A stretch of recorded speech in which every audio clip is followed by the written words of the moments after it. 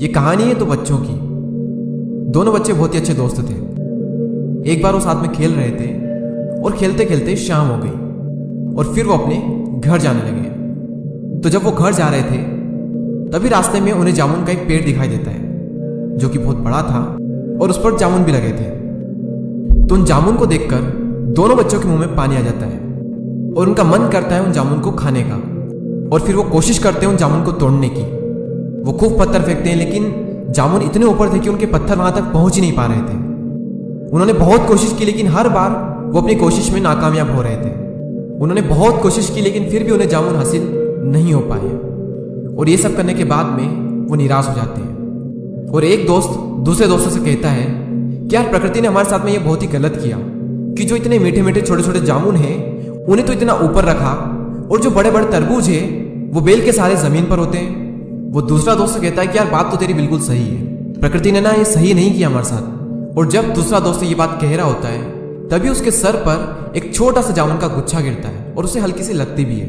और ये देखकर वो पहला वाला दोस्त उस पर हंसने लगता है। और इसी दौरान उस पहले वाले दोस्त को एक बात समझ में आती है कि यार हम गलत थे, प्रकृति ने हमारे साथ में जो कुछ भी किया है वो सब सही है। क्योंकि अगर इन जामुन की जगह तरबूज ऊपर लटके होते और इन जामुन की जगह पर अगर तरबूज तेरे सर पर गिरा होता तो शायद आज तू जिंदा भी ना बच पाता। यानी प्रकृति ने जो भी हमारे साथ में किया है वो बिल्कुल सही किया है और जो भी हमारे साथ में हो रहा है वो सब हमारे भले के लिए हो रहा है। हाँ, वो अलग बात है कि हमें भला दिख नहीं रहा है लेकिन जो भी हो रहा है उसमें कहीं ना कहीं कुछ न कुछ तो भला हमारे लिए छिपा हुआ है, बस हमें दिखाई नहीं दे रहा है। हम सबकी लाइफ में मुश्किलें हैं और हम सब कभी कभी ये सोचते हैं कि यार जिंदगी मेरे साथ ऐसा क्यों कर रही है। जब भी जिंदगी आपको नीचे की ओर धकेलती है तो क्या आपने कभी सोचा है कि क्यों धकेलती है? मैं आपको एक एग्जांपल देना चाहूंगा। YouTube पर अभी कुछ दिन पहले मेरे सामने एक वीडियो आया। वो था तो ग्रेविटेशन पर यानी गुरुत्वाकर्षण पर, लेकिन उस वीडियो में लाइफ की एक बहुत बड़ी लर्निंग थी, एक बहुत बड़ी सीख थी उसमें लाइफ की।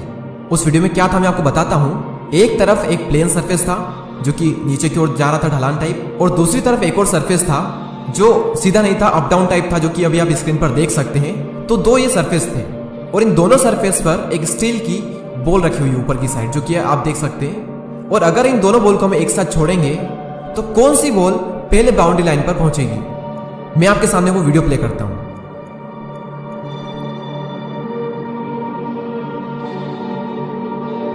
तो जैसा कि आपने देखा कि सेकंड वाली जो बॉल है वो पहले वाली बॉल के मुकाबले जल्दी बाउंड्री लाइन पर पहुंच गई। अब इससे लर्निंग क्या है कि जिंदगी आपको जितनी तेजी से नीचे धकेलती है उतनी ही तेजी से आपको ऊपर भी पहुंचाती है।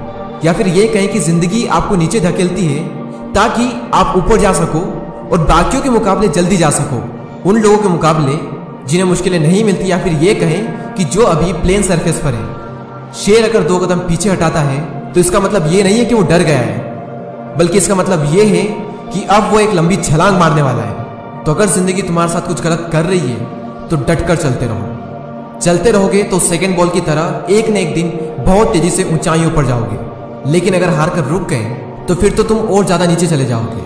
तो अगर जिंदगी तुम्हारे साथ कुछ खेल खेल रही है तो ठीक है, लेकिन अगर सब कुछ ठीक है यानी कि सब कुछ प्लेन है तो फिर तुम खुद कुछ चैलेंज लो, क्योंकि जितना बड़ा चैलेंज होगा सक्सेस भी उतनी ही बड़ी होगी।